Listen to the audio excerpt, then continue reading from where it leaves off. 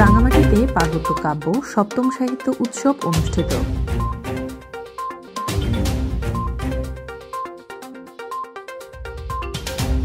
বাংলা সাহিত্য প্রচার প্রসার ও নতুন লেখক সৃষ্টিতে কাজ করব একসাথে স্লোগানে রাঙামাটিতে পার্বত্য কাব্য সপ্তম সাহিত্য উৎসব ও গুণীজন সংবর্ধনা অনুষ্ঠিত হয়েছে। শুক্রবার সকালে রাঙামাটি সদর উপজেলা মিলনায়তনে দিনব্যাপী অনুষ্ঠানের উদ্বোধন করেন পার্বত্য কাব্যের প্রধান উপদেষ্টা কবি হাসান মঞ্জু।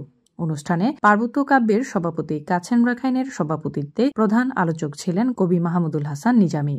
বিশেষ আলোচক ছিলেন প্রথম আলোর বার্তা সম্পাদক কবি ওমর কাইসার। দিনব্যাপী আয়োজনে বাংলাদেশের বিভিন্ন জেলা থেকে 250 কবি সাহিত্যিক অংশগ্রহণ করেন। কবি কণ্ঠে কবিতা পাঠ ও সাহিত্য আলোচনায় অনুষ্ঠানটি হয়ে উঠেছে প্রাণবন্ত। পরে কবি রেজাউল করিম মিন্টুকে পার্বত্য কাব্য আজীবন সম্মাননা সহ এবছর বিভিন্ন ক্যাটাগরিতে রাঙামাটির 6 জন সহ মোট 120 জন গুণী মানুষকে পার্বত্য কাব্য সম্মাননা প্রদান করা হয়। Desk report, CST TV।